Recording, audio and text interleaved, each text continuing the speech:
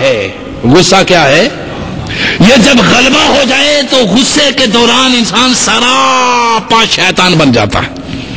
غصے کے انسان سراپا کیا بن جاتا ہے؟ غلبہ ہو جاتا ہے اس کے اوپر آگ کا۔ اس لیے حضور صلی اللہ علیہ وسلم نے ارشاد فرمایا کہ غصہ جہنم کی آتش میں سے ایک آتش ہے، غصہ جہنم کی آگ میں سے ایک آگ ہے، اس کو پانی سے ٹھنڈا کرو۔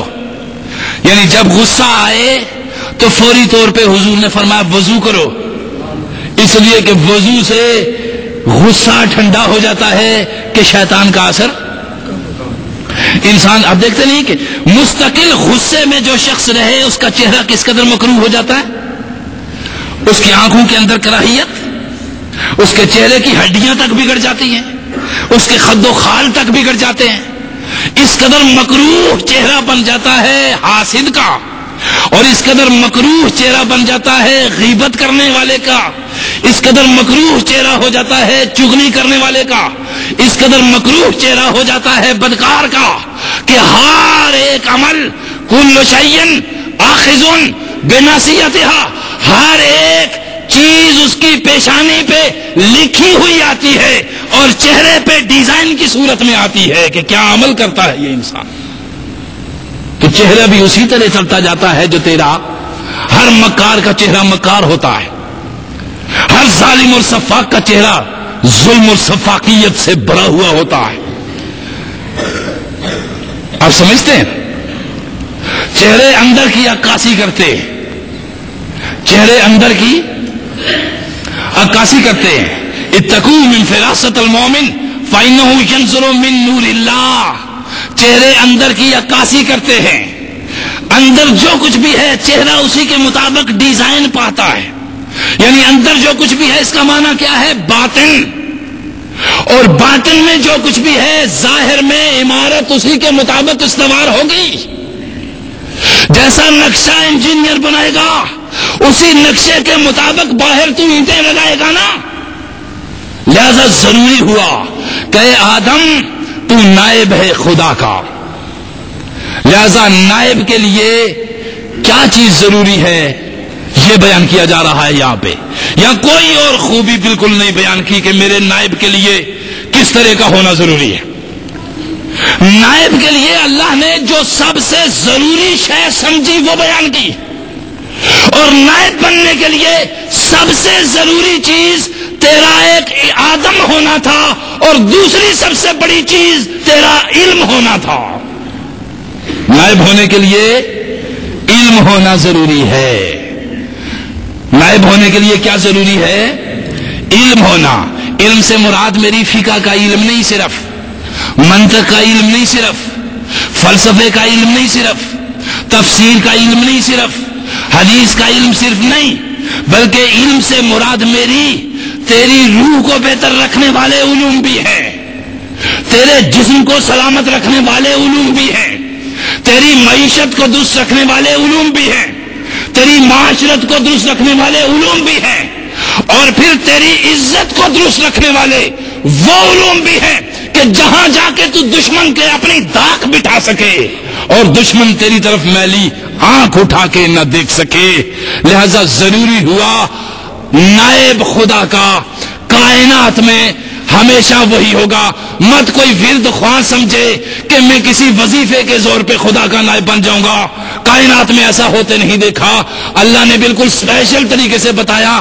مت کوئی نمازی یہ سمجھے کہ میں بے ہنگم ٹکرے مارنے سے خدا کا نائب بن جاؤں گا، مت کوئی گدی نشین یہ سمجھے کہ میں نسبی اور ذاتی طور پہ خدا کا نائب بن جاؤں گا۔ اللہ نہ نسب دیکھتا ہے، اللہ نہ حسب دیکھتا ہے، اللہ استعداد دیکھتا ہے۔ اللہ کیا دیکھتا ہے؟ استعداد دیکھتا ہے، اور استعداد صرف علم سے پیدا ہوتی ہے اور کسی شے سے نہیں۔ اور بندہ خدا کا نائب علم کے سبب سے ہوتا ہے، وہ علم جو تیری زمینوں کے اندر سے تیری چھپے ہوئے معاون نکالنے میں تیری مدد کرے۔ صحت کے سارے اصول خدا نے جڑی بوٹیوں کی صورت میں بکھیر کے رکھ دیے جو ان میں سے نکال کے لے آئے۔ روحانیت کے سارے اصول انبیاء کی صورت میں خدا نے قرآن میں بکھیر کے رکھ دیے. لہذا 21ویں صدی کا نائب خدا امام وقت وہی ہوگا جو سائنسی علوم بھی اپنی قوم کو سکھائے گا, خدائی علوم بھی اپنی قوم کو سکھائے گا, معاون کائنات زمینی دفائن کا علم بھی رکھے گا, اور ساری کائنات کی طاقت کو ایک مضبوط قوت کے طور پہ نکال کر دشمن اور شیاطین کے شر سے محفوظ رکھنے والے کے لیے جدید اسلحہ کی طاقت بھی رکھے گا.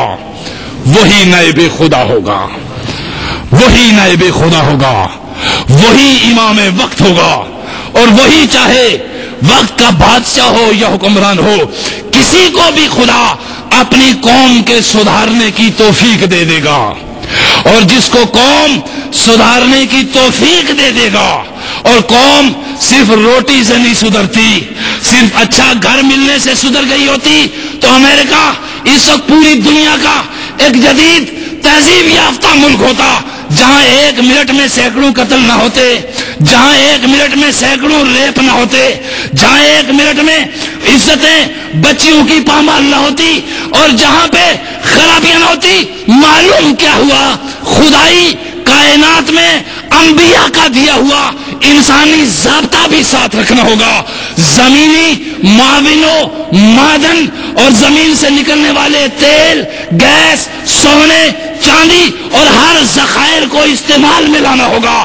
خدائی ہدایت کو بھی پکڑنا ہوگا, مخلوق خدا کو علم بھی دینا ہوگا, تقویٰ بھی دینا ہوگا, نور بھی دینا ہوگا, شعور بھی دینا ہوگا, آگہی بھی دینی ہوگی, مروت بھی بانٹنا ہوگی, محبت بھی بانٹنا ہوگی, امن کے راہیں بھی سجانا ہوگی, سکون کی راہیں بھی سجانا ہوگی.